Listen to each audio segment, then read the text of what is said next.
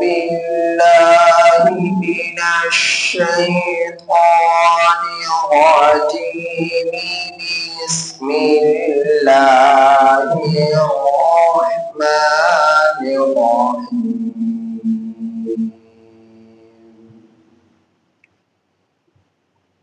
واذكر في الكتاب إبراهيم إنه كان صديقا نبيا إذ قال لأبيه يا أبت لم تعبد ما لا يسمع ولا يبصر ولا يغني عنك شيئا. يا أبت إني قد جاءني من العلم ما لم يأتك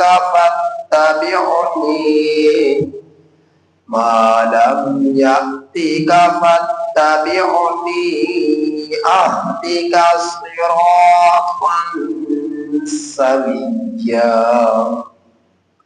يا أبت لا تعبد الشيطان إن الشيطان كان للرحمن عصيا. يا أبت إني أخاف أن يمسك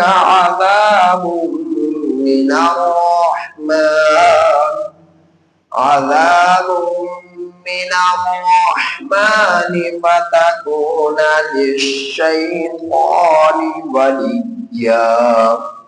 قال أراغب أنت عن آلهتي يا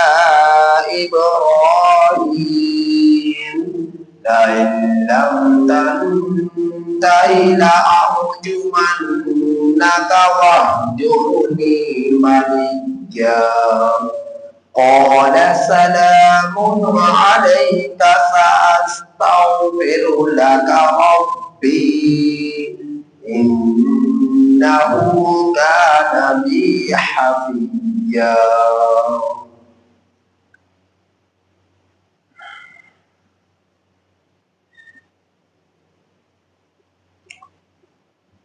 سورہ مریم کی آیت نمبر 41 تا 47 آپ حضرات کے سامنے تلاوت ہوئی. ان آیات کریمہ کا ترجمہ یہ ہے: وَاذْكُرْ فِي الْكِتَابِ إِبْرَاهِيمَ، اور ذکر کیجئے کتاب میں ابراہیم علیہ السلام کا. إِنَّهُ كَانَ صِدِّيقًا نَبِيًّا، بے شک ابراہیم علیہ السلام سچے نبی تھے. اذ قال لأبیہ، جس وقت کہا ابراہیم نے اپنے والد کو، یا اباتی، اے میرے ابا جان، لما تعبد ما لا يسمع، کیوں آپ عبادت کرتے اس چیز کی جو سنتی ہے، ولا یبصر، اور جو دیکھتی نہیں، ولا یغنی عنک شیئا، اور آپ کے کچھ بھی کام نہیں آ سکتی. یا ابا، اے میرے ابا جان، انی قد جاءنی من العلم، بے شک تحقیق میرے پاس آیا ہے علم میں سے ما وہ کچھ لم یأتک جو تیرے پاس نہیں آیا فاتبعنی پس آپ میری پیروی کیجیے اہدک میں رہنمائی کرتا ہوں آپ کی صراطا سویا سیدھے راستے کی یا ابتی اے میرے ابا جان لا تعبد الشیطان کیوں آپ عبادت کرتے ہیں شیطان کی ان الشیطان بے شک شیطان کان للرحمن رحمان کے لیے عصیا نافرمان ہے یا آبا اے میرے ابا جان انی اخاف بے شک میں خوف کرتا ان یمسک یہ کہ آپ کو چھوئے عذاب من الرحمن رحمان کی طرف سے عذاب فتکون للشیطان ولیا پس آپ ہو جائے شیطان کے ساتھی قال آزر نے کہا یعنی ابراہیم کے والد نے کہا اراغب انت کیا آپ اعراض کرتے عن آلہتی میرے الہوں سے یا ابراہیم اے ابراہیم لئن لم تنتہی البتہ اگر تو باز نہ آیا اس سے لأرجمنک البتہ میں تجھے پتھر مار مار کر سنسار کر دوں گا لأرجمنک البتہ میں تجھے سنسار کر دوں گا وَاہْجُرْنِی مَلِيًّا اور چھوڑ دے تو مجھے ملیہ زمانہ بھر قال سلام علیک ابراہیم نے فرمایا سلام ہو تجھ پر سأستغفر لک ان قریب میں استغفار کروں گا آپ کے لیے ربی اپنے رب سے انہو کان بی حفیظا بے شک اللہ مجھ پر نہایت ہی شفیق ہے شفقت فرمانے والا ہے ان آیات کریمہ کی کچھ تفصیل پہلے بھی بیان کی جا چکی سورہ مریم کی آیات مبارکہ اور اس سے پہلے 40 آیات کریمہ کی آپ تلاوت ترجمہ تفسیر سن چکے ہیں ان 40 آیات کریمہ آپ نے تذکرہ سنا حضرت زکریا علیہ السلام حضرت عمران بن باخان کا حضرت یحییٰ علیہ السلام کا کچھ تذکرہ اور حضرت عیسیٰ ابن مریم کا کچھ زیادہ تذکرہ پھر اس کے بعد اور پھر مریم علیہ السلام کی بارے میں ان کی سیرت کو آپ نے سنا زندگی کے کچھ حالات کو آپ نے سنا اب ان آیات کریمہ میں میرے رب نے حضرت ابراہیم خلیل اللہ علیہ السلام کا تذکرہ فرمایا۔ روئے زمین پر کم و بیش 1,24,000 انبیاء کرام علیہ السلام تشریف لائے۔ ان تمام نبیوں میں سب سے افضل ترین ہستی اللہ کے بعد انسانوں، جنات، فرشتوں اور نبیوں اللہ پاک نے سب سے زیادہ مقام اور فضیلت نبی کریم صلی اللہ علیہ وسلم کو عطا فرمائی۔ آپ کے بعد سب سے زیادہ مقام حضرت موسیٰ علیہ السلام کا، پھر حضرت ابراہیم خلیل اللہ علیہ السلام کا، نبی کریم صلی اللہ علیہ وسلم میرے رب نے محمد رسول اللہ صلی اللہ علیہ وسلم کے نام سے خطاب فرمایا۔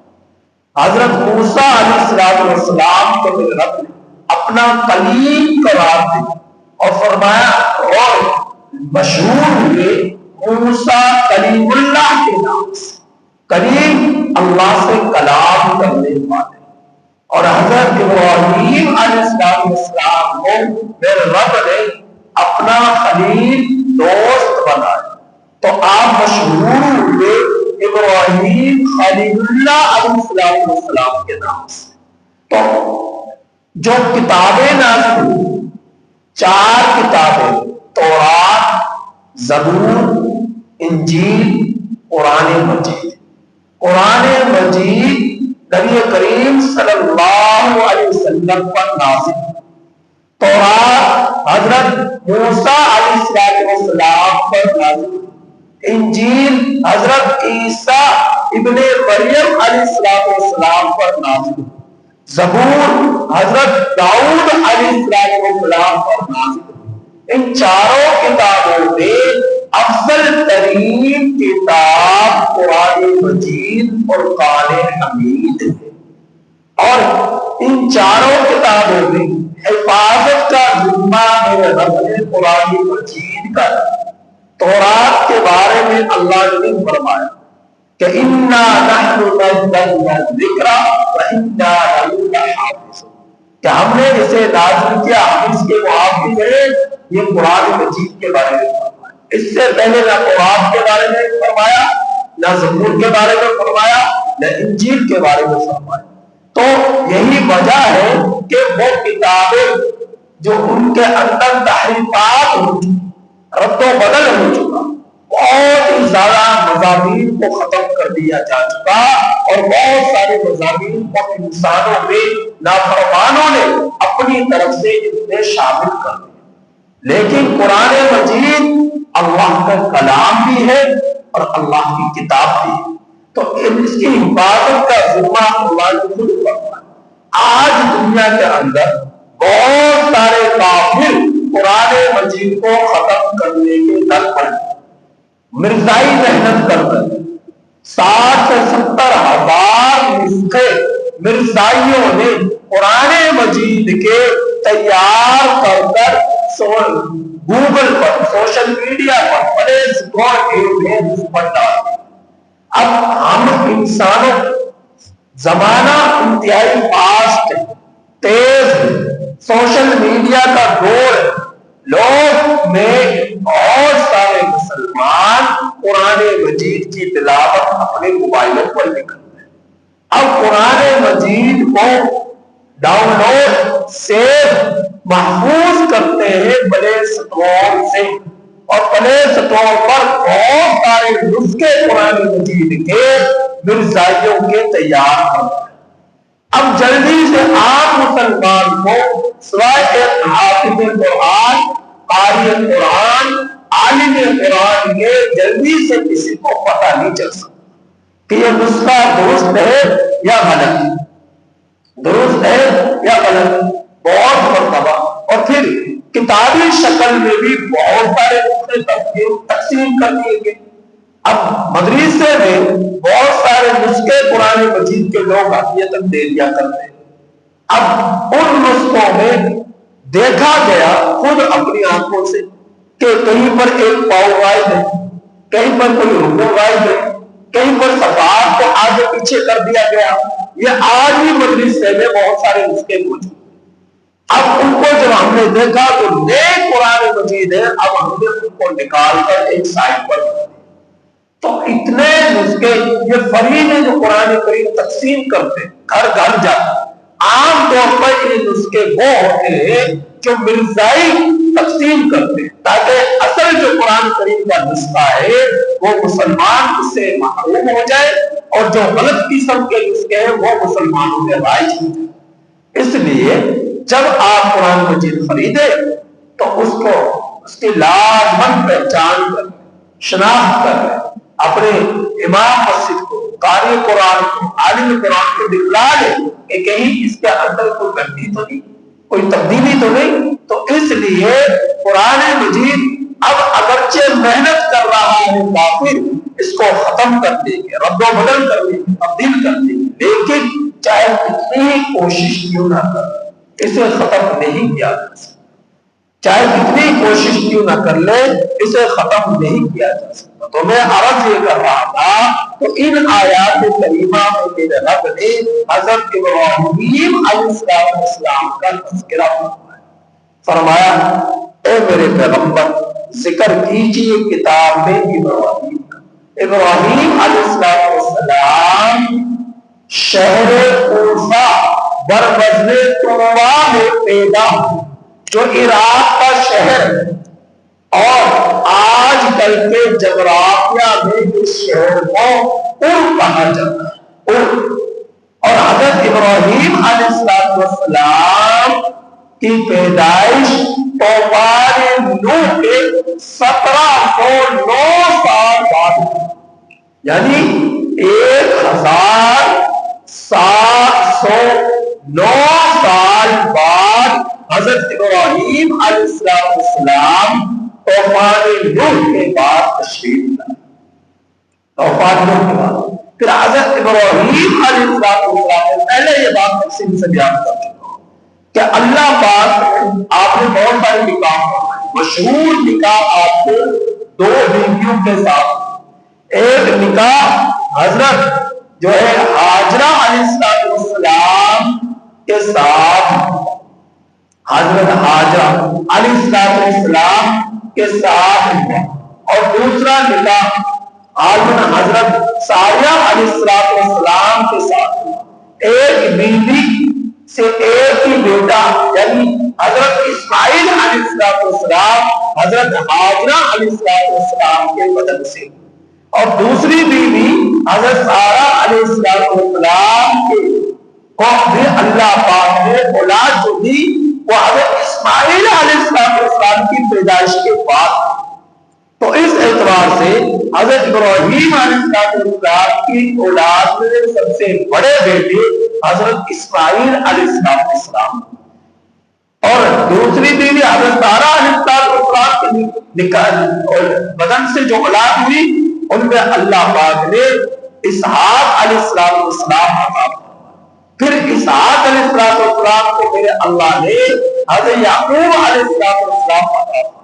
یعقوب علیہ السلام کے 12 بیٹے ہوئے، ان 12 بیٹوں میں بنیامین اور حضرت یوسف علیہ السلام مشہور اللہ کے پیغمبر ہیں۔ ان 12 بیٹوں سے 12 قبیلے گئے، پھر 12 قبیلوں میں میرے رب نے حضرت عیسیٰ علیہ السلام تک 4000 نبیوں کا سلسلہ شروع فرمایا، اور حضرت اسماعیل علیہ السلام جو آپ کی بیوی ہاجرہ علیہ السلام کے بدن سے تھے، ان کی اولاد میں صرف ایک نبی آئے، اس نبی وہ نبی میرا اور آپ کا قیامت تک آنے والے تمام انسانوں کا نبی، تمام جنات کا نبی، تمام فرشتوں کا نبی، اور اس نبی کا نام ہے محمد مصطفیٰ صلی اللہ علیہ وسلم۔ تو ایک نبی آئے، اور یہ نبی جو آئے حضرت اسماعیل علیہ السلام کے بعد یوں کہہ لیں کہ حضرت اسحاق آئے پہلی بیوی سے، حضرت ابراہیم علیہ السلام کی پہلی بیوی سے، اور اسماعیل علیہ السلام کے بعد اسحاق آئے، یعقوب علیہ السلام آئے، پھر 4000 نبی تشریف لائے، اور آخر میں حضرت عیسیٰ علیہ السلام تشریف لائے۔ عیسیٰ علیہ السلام کے دنیا سے تشریف لے جانے کے 600 سال کے بعد نبی کریم صلی اللہ علیہ وسلم کی بعثت، اور آپ صلی اللہ علیہ وسلم کی جب ولادت ہوئی تو آپ صلی اللہ علیہ وسلم کی ولادت کے 40 سال جب گزر گئے تو اللہ نے آپ میں وحی کا نزول ہوا۔ جب وحی کا نزول ہوا، آپ کی عمر مبارک 40 سال ہوئی، تو وحی کے نزول کے 23 سال مزید آپ نے دنیا میں گزارے۔ ان 23 سالوں میں 13 سال مکہ المکرمہ میں گزارے، 10 سال مدینہ المنورہ میں گزارے، اور ان 23 سالوں میں میرے آپ کے پوری کائنات کے نبی نے تہلکہ بچا، انقلاب برپا کر دیا، ایسا انقلاب برپا کیا کہ پوری دنیا میں اسلام کی پہچان ہو گئی، پوری دنیا میں اسلام کی پہچان ہو گئی، لاکھوں انسان مسلمان، اور آپ صلی اللہ علیہ وسلم نے ان 23 سالوں میں تبلیغ بھی فرمائی۔ مکہ المکرمہ کے 13 سالہ زندگی چھپ کر تبلیغ ہوتی رہی، جہاد نہیں تھا، قتال نہیں تھا، 13 سال تبلیغ ہوتی رہی۔ 13 سال میں تبلیغ کے جب آپ مدینہ میں آئے، اور مدینہ میں جب 10 سال گزارے، ان 10 سالوں میں تقریباً 70 سے زائد لڑائیاں ہوئی میرے نبی کے زمانے میں۔ ان 70 سے زائد لڑائیوں میں جو کافروں کے ساتھ قتال کی صورت میں ہوئی، مشرکوں کے ساتھ قتال کی صورت میں ہوئی، یہودیوں کے ساتھ قتال کی صورت میں ہوئی، ان 10 سال کے عرصے میں 70 سے زیادہ لڑائیاں ہوئی، اور ان 70 سے زیادہ لڑائیوں میں تقریباً 27-28 لڑائیاں ہوئی تھی، جن میں میرا نبی خود شریک ہوا ہے۔ میرا نبی خود شریک ہوا ہے لشکروں کے ساتھ۔ 27-28 لڑائیاں وہ تھی، تو 13 سال جو تبلیغ کے تھے، محبت والے تھے، چھپ کر تھے، ان میں وہ انقلاب برپا نہ ہو سکا جو میرے نبی نے جہاد کے ذریعے انقلاب برپا تھا۔ تو آج جو یہودی مسلمانوں کو شہید کر رہے، آج جو نصرانی مسلمانوں کو اپنا دشمن سمجھ رہے، آج پوری دنیا کے کافر جو متحد ہو گئے، اور اسلام مسلمانوں کی نہ ایمان محفوظ رہا، نہ جان محفوظ رہی، نہ عزت محفوظ رہی، نہ مال محفوظ رہا، نہ گھر بار محفوظ رہا، نہ زمینیں محفوظ رہی، یہاں تک کہ قبلہ اول بھی محفوظ نہ رہ سکا ان ظالموں کے ظلم۔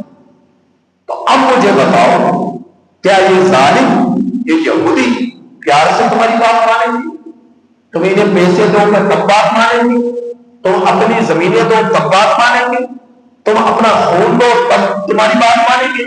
ہرگز نہیں مانیں گے، ہرگز نہیں مانیں گے۔ کس کے لیے؟ مسلمانوں کو اٹھ کھڑا ہونا پڑے گا قتال کے لیے، جہاد فی سبیل اللہ کے لیے۔ پوری دنیا کے 57 اسلامی ممالک کو متحد ہونا پڑے گا، اور متحد جب یہ ہو گئے، اور انشاءاللہ ایک دن ہوں گے، تو پھر ان کافروں کی ٹانگیں کامنا شروع ہو جائیں گی، چاہے یہ کتنے اپنے من میں کتنے ہی میزائل کیوں نہ تیار کر چکے، کتنے بھاری مشینیں، آبدوزے، توپے، کلاشن توپے، بارود، میزائل کیوں نہ تیار کر چکے ہوئے، مسلمانوں کے سامنے ٹک نہیں سکے، کیونکہ مسلمانوں کے ساتھ جو پورے عالم کی سپر پاور ہے اللہ کے ساتھ، وہ ہے، اور ان کافروں کے ساتھ جو انہوں نے اپنی سپر پاور طاقت سمجھی ہوئی، ابلیس کو، دجال کو، وہ ان کے کچھ کام نہ آ سکیں گے، ان کے کچھ بھی کام نہ آ سکیں گے۔ تو اس لیے دنیا کی جو زندگی ہے وہ انسان کی بہت مختصر سی زندگی ہے، اور آخرت کی جو زندگی ہے وہ انسانوں کے لیے نہ ختم ہونے والی زندگی ہے۔ انسانوں میں 2 طرح کے لوگ ہوں، ایک وہ جو مسلمان، دوسرے وہ جو کافر۔ مسلمانوں کے لیے ہمیشہ کے لیے نہ ختم ہونے والی زندگی جنت کی صورت میں اللہ کی طرف سے یقینی وعدہ ہے، پکا وعدہ، سچا وعدہ ہے۔ اور کافروں کے لیے نہ ختم ہونے والی ہمیشہ کی زندگی جہنم کی صورت میں اللہ کی طرف سے پکا وعدہ ہے۔ تو کافر کبھی جہنم سے نہ نکلیں گے اور مسلمان جنت میں جانے کے بعد کبھی جنت سے نہ نکلیں گے۔ تو اس لیے ہم میں سر ایک کی یہ کوشش ہونی چاہیے کہ ہم میں سر ایک کی آخرت آباد ہو، دنیا آباد ہو یا نہ ہو لیکن آخرت آباد ہو جائے، دنیا بنے یا نہ بنے لیکن آخرت بن جائے، دنیا سبرے یا نہ سبرے لیکن آخرت سبر جائے۔ اس لیے نہ دنیا کے دھوکے میں پڑے، نہ دنیا کے مال کے دھوکے میں، نہ دنیا کے متا کے دھوکے میں، نہ دنیا کی جائیدادوں کے دھوکے میں، نہ دنیا کے عہدے اور مناصب کے دھوکے میں، شہرت اور نامحفوظ کے دھوکے میں، دنیا کی جوانی کے دھوکے میں ہرگز نہ پڑے۔ ہر چیز کے لیے زوال ہے، ہر بادشاہ کے لیے زوال ہے، ہر امیر کے لیے زوال ہے، ہر حسین کے لیے زوال ہے، ہر طاقتور کے لیے زوال ہے، ہر چیز کے لیے فنائیت ہے۔ اگر بقائیت ہے تو تمہارے وقت کے لیے، اور بقائیت ہے تو موت کے بعد انسانوں کے لیے۔ اب چاہے وہ اپنی جنت میں جانے والے اعمال کر لے، اب چاہے وہ جہنم میں جانے والے برے کام کر لے، اب یہ انسانوں کو اختیار ہے۔ تو میرا رب کو امید ہے اس تمہید سے آپ کو بات سمجھ میں آئی ہوگی۔ تو اللہ فرما رہا ہے اے میرے پیغمبر ابراہیم علیہ السلام کا تذکرہ کیجئے کتاب میں، انہ کان صدیقا نبیا، بے شک وہ سچے نبی تھے۔ میں نے بتلایا نبی اسے کہا جاتا ہے جو رب کے احکامات کی خبر دینے والا، رسول اسے کہا جاتا ہے جو اللہ کے پیغام پہنچانے والا، یعنی اللہ کے پیغامات، اللہ کی مخلوق انسانوں تک پہنچانے والے کو رسول کہا جاتا ہے۔ پتہ چلا نبی اور رسول کا فرق، نبی وہ جو اللہ کے احکامات کی خبر دینے والا، رسول وہ جو اللہ رب العزت کے پیغام اللہ کی مخلوق تک پہنچانے والا۔ تو اللہ کے رسول صلی اللہ علیہ وسلم نبی بھی تھے اور رسول بھی تھے۔ تو حضرت ابراہیم علیہ السلام کا ابراہیم علیہ السلام کے اولین مخاطب آپ کے والد آزر، جس کا نام میں اس کے اختصار کے ساتھ بیان کرتا ہوں۔ آزر اس وقت مذہبی پیشوا تھا اور انچارج تھا، مذہبی طبقے کا انچارج تھا۔ بت خانے تیار کرنا، بتیں بنانا اور چٹیاں لگانا، دکانیں لگانا، یہ سارے اجازت نامے آزر کی اجازت کے ساتھ یہ سارے کام ہوا کرتے تھے۔ تو یہ سارے کاموں کی دیکھ بھال کیا کرتا تھا۔ اب ان کے گھر کے اندر اللہ نے اپنے خلیل کی پیدائش کروائی، خلیل کی پیدائش کروائی تو اپنے والد سے بڑے ہی پیارے انداز میں حضرت ابراہیم علیہ السلام نے دعوت دی، بڑے پیارے انداز میں اپنے والد کو سمجھایا۔ اب سمجھانے والا کون ہے؟ بیٹا۔ سمجھنے والا کون ہے؟ تبلیغ جس سے کی جائے وہ کون ہے؟ بیٹے کا والد۔ اور بیٹے کا نام کیا ہے؟ ابراہیم خلیل اللہ۔ والد کا نام کیا ہے؟ آزر۔ جب ابراہیم اپنے والد آزر کو تبلیغ کر رہا ہے، فرما رہے اور دعوت توحید دے رہے، حضرت ابراہیم علیہ السلام اتنے پیارے اور محبانہ انداز میں دعوت دے رہے۔ آپ ذرا اس کو غور کیجیے، نبیوں کا مقصد کیا تھا؟ آپ دیکھیں اللہ کی سب سے مشہور ترین مخلوق میں، انسانوں میں اگر کوئی ہے تو اللہ کے نبیوں کی جماعت۔ اگر نبیوں کی جماعت، نبیوں کے لیے اللہ کی ذات سے بڑھ کر، دین سے بڑھ کر، اسلام سے بڑھ کر اگر دنیا کی کوئی چیز ہوتی تو نبی وہ کام کرتے ہیں۔ دنیا کی کوئی چیز ہوتی تو نبی وہ کام کرتے ہیں۔ تو نبیوں کے نزدیک سب سے بہترین اور کامیاب کرنے والا عمل کوئی چیز اگر ہے تو دین اسلام ہے، اللہ کی اتباع ہے، رب کی ربوبیت ہے۔ اس کے علاوہ سب دھوکا ہے۔ تو نبی کو اللہ نے سب سے زیادہ علم عطا ہوا ہے، سمجھ عطا ہوا ہے، شعور عطا ہوا ہے۔ تو ہم لوگ اس بات کو سمجھیں، ہم وہ کام کریں جو نبیوں نے کیا، ہم اس کی فکر کریں جو نبیوں نے کی، ہم اس کی تیاری کریں جو نبیوں نے کی، لہذا دنیا کے دھوکے میں کبھی نہ پڑے۔ تو نبیوں نے سب سے زیادہ دنیا میں آنے کے بعد اگر کوئی ذمہ داری سنبھالی تو رب کے توحید کے پیغامات کی سنبھالی، دین اسلام کے اشاعت کی سنبھالی، لوگوں کو کفر و شرک سے نکالنے کی سنبھالی۔ تو ہم میں سے ایک کو چاہیے اپنے گھروں میں اس کی فکر کریں، اپنی اولادوں میں، اپنے عائز و عقیدہ میں، اپنے رشتہ داروں میں فکر کرے دین اسلام کی، ان کے نیک اعمال اچھے کاموں کی فکر کرے۔ تو فرمایا، اب یہ میں صرف ترجمہ کروں گا، آپ سمجھیے گا۔ اذ قال لأبی، جس وقت کہا ابراہیم نے اپنے والد کو، یا ابت، اے میرے ابا جان، لما تعبد، کیوں آپ عبادت کرتے ہیں، ما، اس چیز کی، لا یسمع، جو سنتی نہیں، ولا یبصر، جو دیکھتی نہیں، ولا یغنی عنک شیئا، اور آپ کے کچھ بھی کام نہیں آ سکتے۔ میں نے کل بتلایا تھا اور چیزوں کی پوجا کیا کرتے۔ نمبر 1 اصنام پرستی، اتتخذ الاصنام آلہہ۔ دوسری کیا؟ کواکب پرستی، سورج، چاند، ستارے، سیارے، ان کی پرستش، ان کی پوجا۔ یہ دو ان کی بنیاد۔ قوم میں دو طرح کے لوگ، کچھ وہ جو بت کی پوجا پاٹ کیا، کچھ وہ جو چاند، سورج، ستارے، سیارے کی پوجا پاٹ کیا کرتے تھے۔ تو حضرت ابراہیم علیہ السلام نے دونوں سے منع کہ اگر عبادت کرنی ایک اللہ کی کر، سجدے کرنے ایک اللہ کے کر، اللہ کے حکم پر کی زندگی گزارنی ہے۔ تو میں نے کل بتلایا تھا، سورج، چاند، ستاروں میں حرارت، روشنی، وہ اپنے مدار پر، اپنی رفتار، جو اللہ نے جتنا انہیں حکم دیا اسی کے مطابق گردش کر رہے، اسی رفتار پر چل رہے۔ کتنا بڑا سورج زمین سے بھی بڑا، کتنا بڑا چاند زمین سے بھی بڑا، کتنے بڑے بڑے سیارے زمین سے بھی بڑے، اور ہزاروں کروڑوں میل دور ہم سے جو ہمیں اتنے چھوٹے چھوٹے سے نظر آتے، زمین سے بھی بڑے، زمین سے بھی بڑے۔ اب اس زمین، یہ زمین ایک سیارہ ہے جس پر ہم رہتے ہیں، سہتے ہیں، چلتے ہیں، پھرتے ہیں، کھاتے پیتے، لیکن دیکھیں چاند، سورج، ستارے، سیارے جو زمین سے بھی بڑے ہیں، اپنی مرضی سے بالکل ادھر ادھر نہیں بھٹک سکتے اور رک نہیں سکتے، اور رفتار سے کم زیادہ نہیں ہو سکتے، اور جہاں پر جا رہے ہیں واپس پلٹ نہیں سکتے۔ اللہ نے جو حکم دیا اسی کا مطابق مسلسل ہزاروں برس سے وہ چلے آ رہے، ہزاروں برس سے وہ چلے آ رہے۔ آپ کبھی نہیں دیکھیں گے سورج نے نافرمانی کی، چاند نے نافرمانی کی، سیاروں نے نافرمانی کی، تو ان کے پاس اختیارات تھوڑے سے، تھوڑا سا، یعنی کہ یوں کہ ان کے پاس اختیارات تھوڑے سے بھی نہیں، تھوڑے سے بھی نہیں اختیارات۔ اور جس انسان کو اللہ نے اپنی عبادت کے لیے پیدا کیا، اس کو اللہ نے سارے اختیارات دیے۔ منہ سے جو چاہے بول، ہاتھ سے جو چاہے کر، پاؤں سے جو چاہے کر، دل سے جو چاہے سوچ، دماغ میں جو چاہے لا، اللہ نے سارے اختیارات۔ دل کر رہا دوڑ دوڑ، دل کر رہا رک جا رک جا، دل کر رہا بیٹھ جا، دل کر رہا کھڑا ہو جا، دل کر رہا کھا لیتا ہے، دل کرتا پی لیتا ہے، دل کرتا ہنس لیتا ہے، دل کرتا ہو لیتا ہے۔ ہر طرح کے اختیارات میرے رب نے اس انسان کو دیا ہے، لیکن اختیارات کا غلط استعمال کرنے کی اللہ نے اجازت نہیں دی۔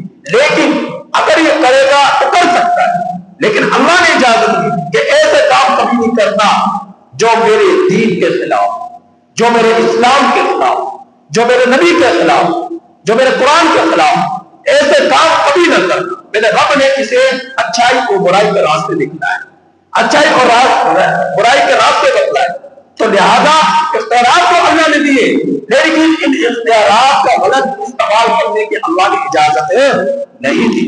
تو اللہ نے یہ انسان جس کو اللہ نے سورج، چاند، ستاروں سے بھی زیادہ اختیارات دیے، یہ اپنے ان اختیارات سے اسی سورج کو اپنا دیوتا سمجھ رہا ہے، انہی مورتیوں کو اپنا خدا سمجھ رہا ہے، انہی چاند ستاروں کو اپنا دیوتا سمجھ رہا ہے، اور ان کے ساتھ سجدے بھی کر رہا ہے، ان کی پوجا پاٹ کر رہا ہے۔ اس قدر احمقانہ یہ حرکت کر رہا ہے انسان، کس قدر احمقانہ یہ حرکت کر رہا ہے انسان۔ تو میرا رب فرما رہا ہے کہ حضرت ابراہیم علیہ السلام نے فرمایا کہ میرے ابا جان، آپ کیوں عبادت کرتے ہیں ان چیزوں کی جو سن نہیں سکتی، دیکھ نہیں سکتی، ذرا بھر بھی کوئی نفع نہیں پہنچا سکتی، کسی بھی طرح کے کام نہیں آ سکتی آپ کے۔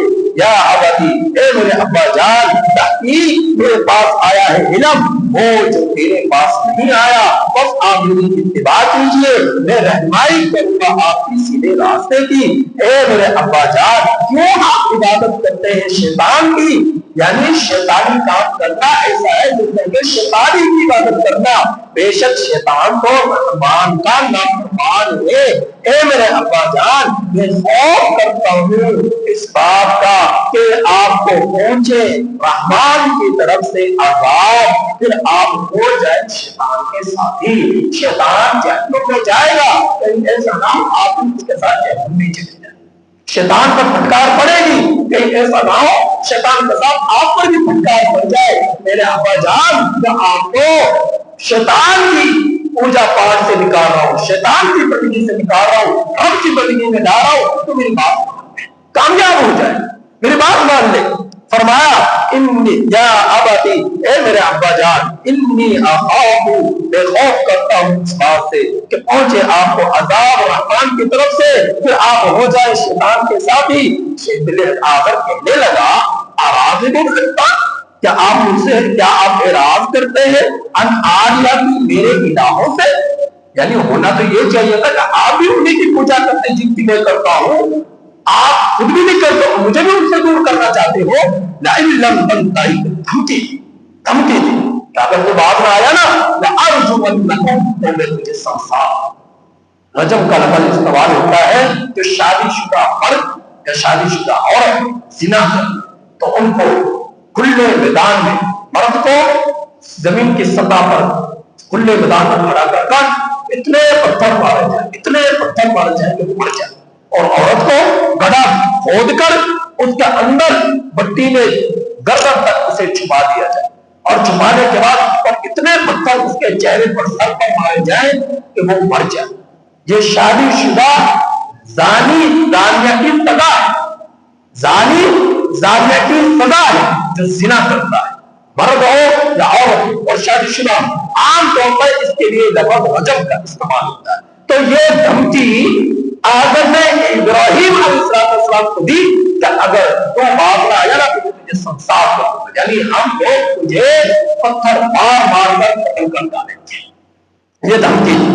اور رجم کا معنی امام بخاری رحمۃ اللہ نے یہ بھی بتلایا ہے کہ رجم کا معنی ہے گالیاں دینا, یعنی ابراہیم علیہ السلام کو آپ کے والد پوری طرح گالیاں دینا شروع کر دیا, برا بھلا کہنا شروع کر دیا ابراہیم علیہ السلام کو. پھر کہنے لگا واہجرنی ملیہ, تو مجھے چھوڑ دے, زمانہ میرے معاملات میں دخل اندازی نہ دے, مجھ سے اس طرح کی باتیں نہ کر, مجھ سے میرا مذہب نہ چھوڑا, مجھ سے میرے دین کو نہ دور نہ کر, مجھے چھوڑ دے زمانہ بھر کے لیے. ولی یہ کہتے ہیں لمبا عرصے تک مجھے چھوڑ دے.